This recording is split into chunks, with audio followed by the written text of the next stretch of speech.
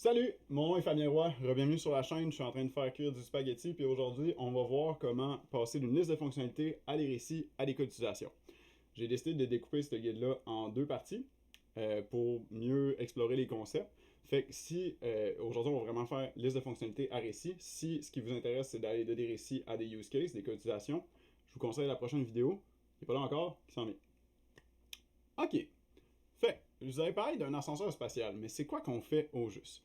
Euh, dans les prochaines secondes, je vais vous montrer des fonctionnalités que j'ai déterminées pour cette application-là, mais c'est juste des trucs de base. Fait que, tu sais, ça se peut qu'on en fasse moins, ça se peut qu'on en fasse plus. On verra, c'est vraiment, tu sais, moi le but ici, c'est pas vraiment de faire cette application-là, mais c'est de m'en servir pour présenter des trucs dans mes vidéos. Fait que, c'est ça. Si vous avez des suggestions, n'hésitez pas. Mais là, on a beaucoup de trucs à couvrir avant de sauter dans le code. Là, ouais. Ok, aussi, une autre affaire, c'est que je pars des fonctionnalités de base, puis on va construire ensemble les récits et les cas d'utilisation.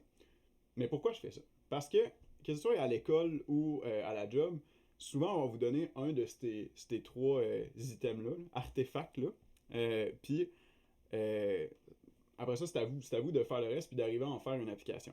Fait que j'ai préféré partir juste du début, les fonctionnalités, puis de voir ça, tu sais, les faire un à la suite de l'autre. Puis s'il y en a un qui vous intéresse plus ou qui représente plus votre besoin présentement, n'hésitez pas à sauter à ce moment-là. Aujourd'hui, on va voir et décrire c'est quoi des fonctionnalités puis des récits.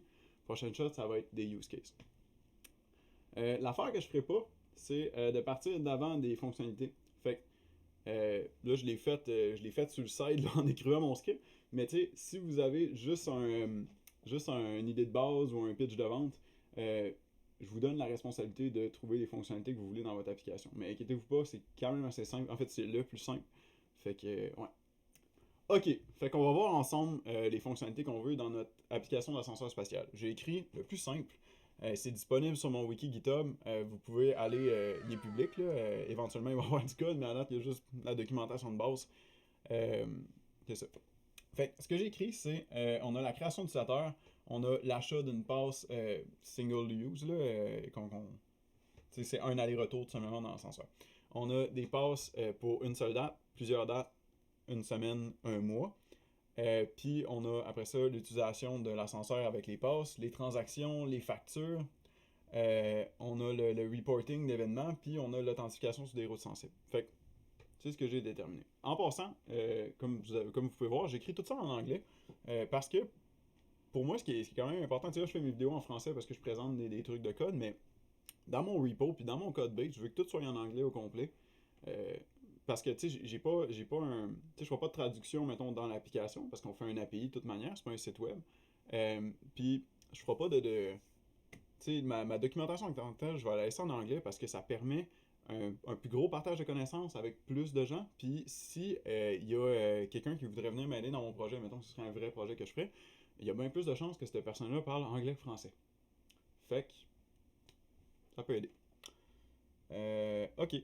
Aussi, tu sais, je vais coder en anglais, fait qu'il y a beaucoup de noms de concepts que je vais pouvoir quasiment juste prendre de mes fonctionnalités puis de la documentation que j'ai écrit.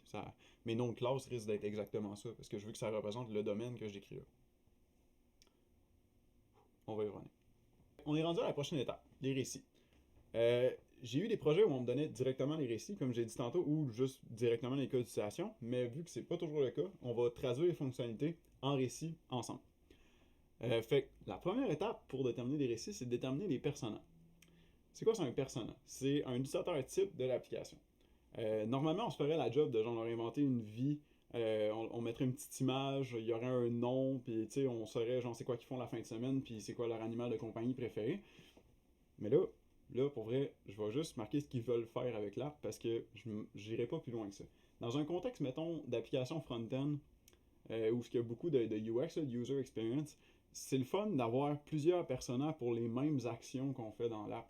Parce que c'est pas tout le monde qui va s'en servir de la même manière. Moi, mettons, dans ce cas-là, tu te crées un utilisateur, il y a une place que tu passes pour te créer un utilisateur. Sauf que si, mettons, tu fais une application qui a une application mobile, qui a un site web, qui peut être accessible dans un terminal, tu sais, il y a plein de types d'utilisateurs qui vont faire les mêmes affaires dans ton application, mais pas de la même manière. Puis ils n'ont pas les mêmes besoins, puis ils veulent pas les mêmes choses, puis ils aiment pas les mêmes choses. Dans notre cas, tout le monde aime la même affaire. utiliser mon application. Elle est malade. Fait qu'on va non, pour vrai, je niaise, mais je vois juste deux personnes dans l'app. Euh, la personne qui se crée un utilisateur, crée des passes, paye ses factures, utilise l'ascenseur, et la personne qui va chercher les rapports. Fait que c'est ça. Euh, la seule affaire que je vais faire avec eux, c'est pour les personnifier, c'est leur donner un nom. Je trouve ça le fun. Je trouve que ça rajoute du piquant dans ma documentation. Fait que je vais prendre les meilleurs noms que je peux pas imaginer. Ça va être Bob puis Alice. Fait que Bob se crée des passes puis utilise l'ascenseur. Alice va chercher des rapports. Ok. Pour vrai, je trouve ce que ça fait de nommer les personnages comme ça, c'est ça nous rappelle que cette application, on l'a fait pour du monde. On fait pas juste ça pour que des données passent d'un bout à l'autre. Il y a des gens qui vont l'utiliser, l'apprécier ou non, puis ça nous rappelle qu'on fait ça pour des êtres humains. C'est le fun. Je sais pas. Fait que je vais vous lire ce que j'ai écrit rapidement. Ok, fait que voici les personnages que j'ai écrits. Là, c'est drôle, j'ai écrit ça comme des noms de boss de Dark Souls, mais c'est ça. Bob qui veut faire ses passes, il veut payer ses billes. Ben, il veut payer ses billes. Il doit payer ses billes, là, je sais pas s'il veut. Mais, puis c'est ça, Alice qui se fait des rapports, puis que ça, j'ai précisé ici qu'elle veut pas que personne d'autre accède à ces rapports-là. Fait qu'il y a un principe d'authentification. Good. Ok, fait on est rendu à voir les stories ensemble. On va en faire trois. On va faire la création d'utilisateur, l'achat de passe one time, puis l'achat de passe pour une date. Une bonne pratique, c'est comme de regrouper les récits dans des aventures. Puis une aventure, c'est comme c'est un contexte commun pour les récits. Fait que tu sais, mettons, création d'utilisateur, pour moi, c'est une aventure. Puis achat de passe, ça en a un autre. Fait qu'achat de passe concerne tous les récits dans lesquels on peut acheter des passes. Fait que l'utilisation de l'ascenseur, ben, il va y en avoir deux récits dans cette aventure-là. Il va y avoir aller en haut, aller en bas. C'est pas mal ça que ça fait un ascenseur. Ok. Euh, Parfait. Fait qu'on a Bob. Bob, il va acheter des passes.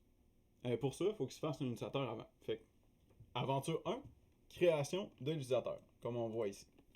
Euh, Bob veut se créer un utilisateur, il entre les informations suivantes. Là, ça, c'est eux que j'ai écrit. Euh, mais en gros, je veux juste écrire le minimum pour ce qu'on a besoin parce que je préfère ça que juste remplir d'informations dans mon application que je me servirai pas.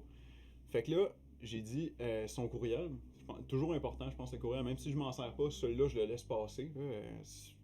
C'est ça, là, si on veut communiquer ou n'importe quoi, ou ça fait un identifiant unique aussi. Euh, Après ça, le nom complet, juste au cas où. J'ai dit que je ne mettrais pas d'informations inutiles, mais ces deux-là, je les laisse faire. Mais tu sais, je ne commencerai pas à demander d'autres trucs personnels, ça me sert à rien. Puis, je sais pas, je suis pas là pour faire du marketing, là, fait que j'ai pas besoin d'accumuler des informations sur mes utilisateurs. Par contre, vu qu'on fait un ascenseur spatial, le poids puis la taille, je pense que c'est les seules affaires qu'on peut prendre parce que éventuellement, c'est pas mal sûr qu'on en aura besoin. Puis même si c'est important de pas mettre des trucs qu'on n'a pas besoin tout de suite dans l'app, dans ce cas-là, c'est quand même bon de planifier les appels qui vont être faits à l'app.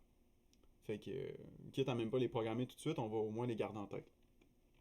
Aventure 2, création de passes d'accès. Fait qu'on va faire ensemble le premier story qui va être des passes d'accès à accès unique. Fait que moi j'ai écrit que Bob veut une passe d'accès à accès unique pour monter et descendre l'ascenseur. Parce que t'es rendu à la station spatiale, je dirais pas d'aller chez eux à pied, ce serait un peu chiant. Fait que c'est ça. Une passe pour moi c'est aller-retour. Fait que pour ça, on a besoin de préciser quoi? En tant que tel, je dirais que pour les passes, on n'a pas de catégorie de passes. Il n'y a pas un ascenseur VIP, je voudrais pas. Fait que c'est l'ascenseur commun pour tout le monde, puis il y en a un seul présentement. Euh, donc, tout ce qu'on peut demander, mais c'est de préciser que tu veux une base d'accès à accès unique. Il n'y a rien d'autre à dire pour ça. Bien sûr, il faut que Bob il dise qu'il est Bob lorsqu'il achète ça. Mais ça c'est plus comment on va découper nos routes vers cet achat-là. On va revenir à ça quand on va vraiment faire les routes, les endpoints de l'application. Mais pour tout de suite, c'est tout ce que Bob a besoin de dire. Ensuite, j'aime bien ça préciser dans mes récits qu'est-ce qu'on veut qui arrive quand Bob fait ça.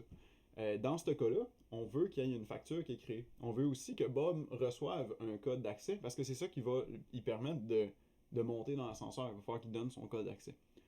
Euh, ouais, c'est ça. Fait que, mettons, par exemple, pour la création d'utilisateur, probablement qu'on va retourner un ID d'account ou quelque chose dans le genre. Je ne l'ai pas précisé parce que ça, c'est vraiment implicite. Toutes les actions qui concernent un seul utilisateur vont requérir ça. Donc, c'est sûr que quand tu crées un utilisateur, tu veux quelque chose qui va te permettre d'accéder à tes, à ce qui te concerne, tu sais. Fait que, c'est ça. Mais là, dans ce cas-là, c'est important, surtout, mettons, pour la facture, là, c'est... Je veux pas juste qu'on laisse ça implicite, qu'on dise, ouais, Bob, il peut payer des bills, mais qu'on dise pas quand est-ce que ça y en crée. Là, c'est évident. Good! On a fait 2 stories. Ça va bien, ça va bien. Ok, fait qu'on va en faire un dernier ensemble, c'est la passe d'accès pour une seule date. Là, je vais faire une seule date puis plusieurs dates dans des récits différents parce que pour moi, c'est des trucs que la clientèle pourrait vouloir séparer parce que pour eux, c'est peut-être pas la même affaire.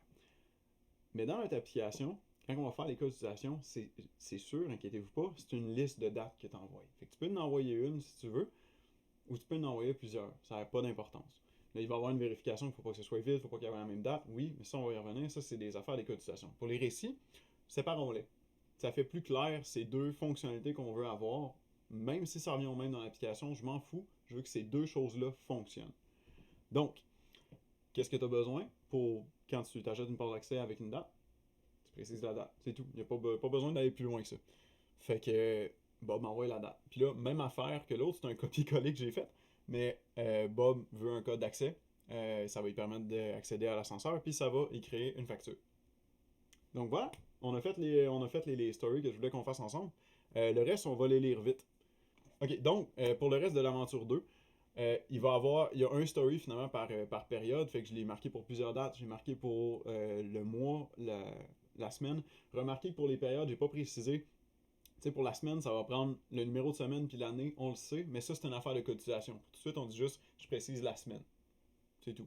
C'est ça qu'on présente, mettons, à la clientèle. C'est ça qui fait le pont entre l'équipe de développement puis l'équipe de gestion, mettons, qui est moins proche du code. Tu sais, c'est ça. C'est plus général. On envoie rien que la semaine, on envoie rien que le mois. C'est ça. Puis l'autre story que j'ai rajouté, c'est pour lister les passes d'accès parce qu'on va avoir besoin, tu sais, je t'obligerai pas à te souvenir de ton code d'accès ou de te l'écrire sur un papier. Il y a un moyen d'aller voir toutes les passes d'accès qui sont associées à ton compte. Parfait. Aventure 3, accès à l'ascenseur. Là, vous pouvez rire de ma gueule un peu, je me suis pas planté, mais j'ai réalisé une faille dans l'application qui est quand même drôle, mais qu'on va rester comme ça. C'est là, présentement, l'ascenseur, il y a une seule personne qui rentre dedans, ça monte, ça descend. Puis je pense que la seule vérification qu'on va faire, c'est que si tu veux descendre, il faut que l'ascenseur soit en haut. Puis c'est tout. On n'ira pas plus loin que ça, mais normalement, un ascenseur, ça marche pas comme ça. Là. Il y a un temps, il y a un voyage, on pourrait se servir des. Il y a des voyages qu'il y a plusieurs personnes dedans. On va pouvoir y aller avec le poids, la taille, tout ça pour avoir un voyage le plus plein possible. Pas très COVID-friendly, mais pareil.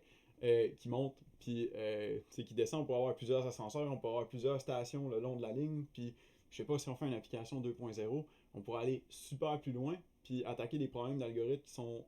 Tu sais, là, mettons, avoir plusieurs ascenseurs, ça nous. Puis plusieurs stations, on va avoir à attaquer, mettons, un problème de retour d'ascenseur, qui est un problème d'algorithmique assez connu. Mais si on fait, mettons, plusieurs stations avec plein de. Tu sais, que ça devient quasiment comme un métro plus que d'autres choses, là, il va falloir qu'on check pour si on applique des algorithmes, mettons, de shortest path, qui est vraiment des gros algorithmes, qui a de la grosse recherche dessus, et qui sont super intéressants à voir.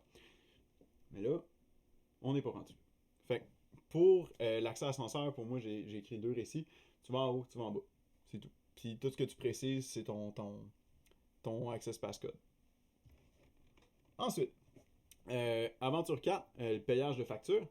On veut, bien simple, on veut pouvoir payer une facture, puis on veut pouvoir lister les factures qu'on a. Fait que quand tu payes une facture, tu envoies le montant que tu veux payer sur cette facture-là. Ça se peut qu'il en reste, faut pas dépasser le montant, mais ça, quand je parle de trucs d'invalidité, tu sais que tu dépasses le montant à payer ou que quand je parlais des dates tantôt, que tu mets 2 fois la même date dans une passe d'accès, c'est pas des trucs que je vais parler dans les récits, c'est des trucs que je vais parler dans les cas d'utilisation, parce que là, on va lister même les cas invalides. Mais là, tout est valide, tout est beau, ça va bien. Ok, fait que ouais. La dernière aventure, c'est les rapports. Puis ça c'est quelque chose. Euh, En gros, j'ai fait un récit par métrique que je vois. Puis là, en gros, si vous savez un peu où est-ce que je m'en vais, ça se peut que vous êtes genre aïe aïe, c'est vraiment overkill. Mais non. Parce que j'aime ça faire ça, puis parce que je veux du reporting de style scope, période, métrique, dimension. Fait que tu demandes des événements dans ton application, que ce soit la création d'utilisateur, la création de passe, le paiement de billes, peu importe.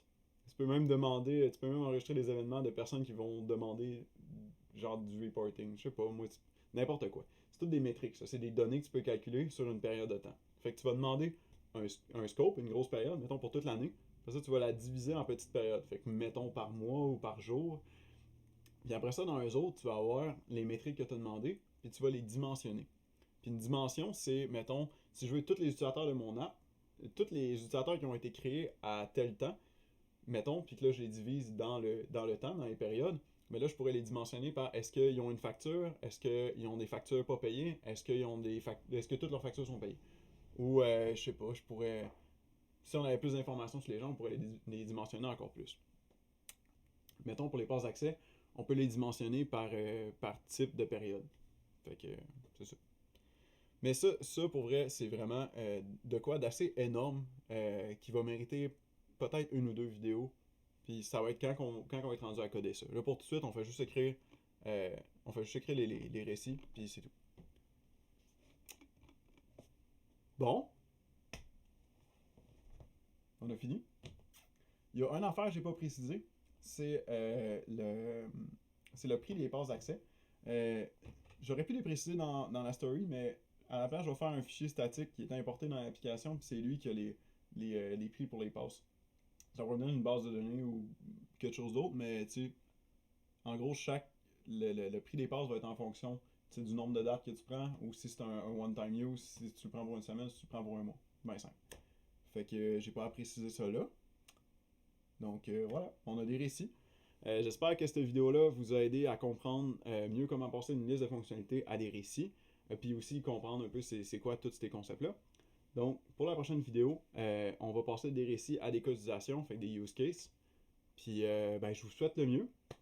Bon temps des fêtes, puis salut là!